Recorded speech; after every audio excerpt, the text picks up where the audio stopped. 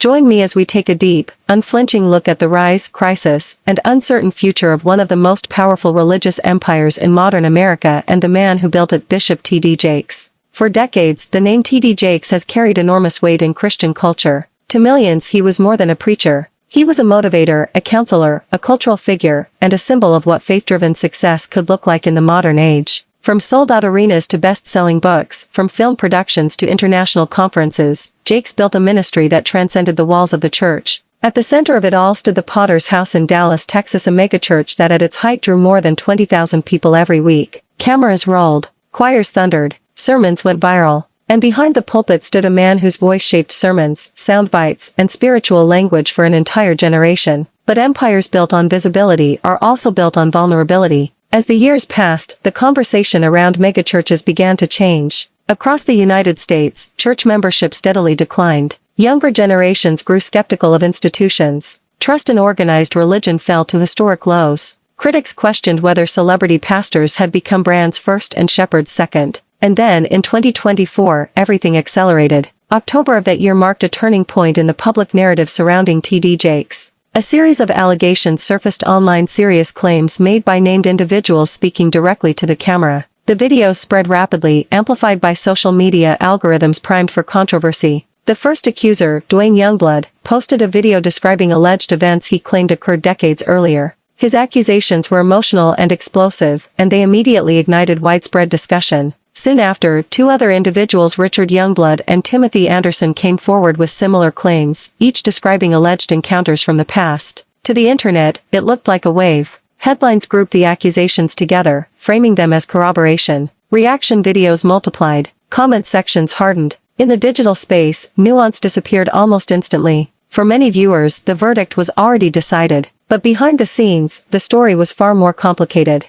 T.D. Jakes categorically denied all allegations. Rather than retreating into silence, he made a rare and risky decision. He went on the offensive. Jakes filed a federal defamation lawsuit, a move that surprised legal observers. Lawsuits open records. They invite discovery. They expose internal documents. Most public figures avoid them at all costs, even when innocent. Jakes did not. As the case unfolded, court records revealed details that dramatically reframed the narrative. According to filings, Jakes' legal team alleged that there had been a demand for millions of dollars in exchange for silence, money requested not after a trial, but before one. During proceedings, a judge sanctioned an attorney involved for submitting fabricated evidence, including AI-generated material falsely attributed to Jakes. Digital forensic reviews reportedly identified inconsistencies in timelines and discrepancies between interviews. Details shifted. Claims evolved. Legally, the accusations began to weaken. But the court of public opinion had already moved on. On the internet, accusations spread faster than clarifications.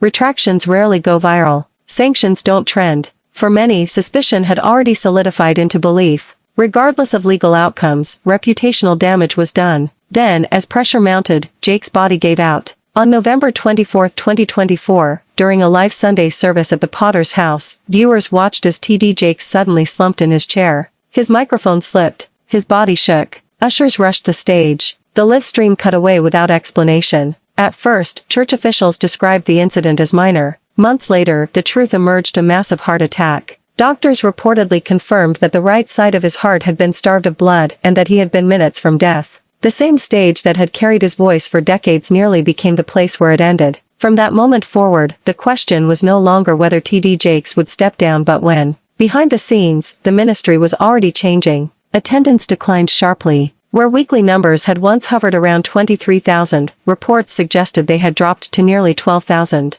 Almost half the congregation was gone. A sanctuary built for crowds now echoed. On April 27, 2025, T.D. Jakes stood before his congregation and announced his decision to step down as senior pastor. Leadership would pass to his daughter, Sarah Jakes Roberts, and her husband. The moment was historic but subdued. The applause was polite, not thunderous. The era had shifted. Sarah Jakes Roberts represented a new generation, digitally fluent, socially aware, and already influential in her own right. But she also inherited a system built on personality, visibility, and brand loyalty. A ministry designed around one towering figure now had to function without him. And the scrutiny did not stop. As leadership transitioned, renewed attention turned toward finances. Critics revisited long-standing questions about wealth, transparency, and governance within megachurch structures. Commentators pointed to real estate holdings, luxury lifestyles, and complex organizational networks. Allegations of favoritism and financial mismanagement circulated online, though many claims remained disputed, unproven, or based on partial information. Supporters pushed back, arguing that success was not corruption and that faith leaders should not be punished for prosperity.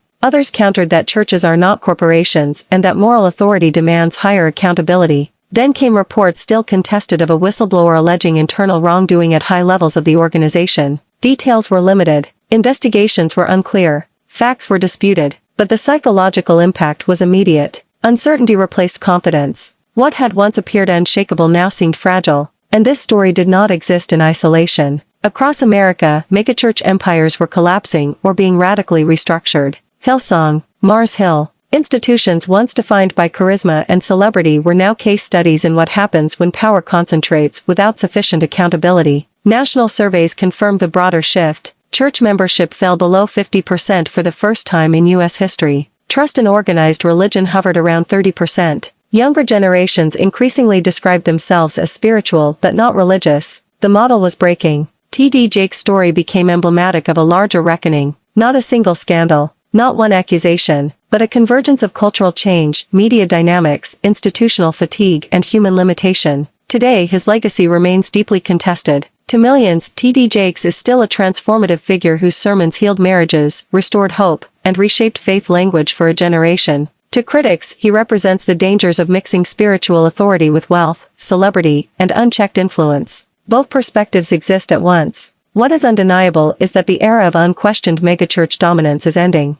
Transparency is no longer optional. Accountability is no longer negotiable. And charisma alone is no longer enough. This is not just the story of one man. It is a warning. It is a reckoning. It is a mirror held up to modern faith institutions. The question now is not whether the empire can survive scandal. The question is whether it can survive change. Because in a world that demands truth, humility, and accountability, the future of faith will belong not to the loudest voice but to the most trustworthy one. And that future is still being written.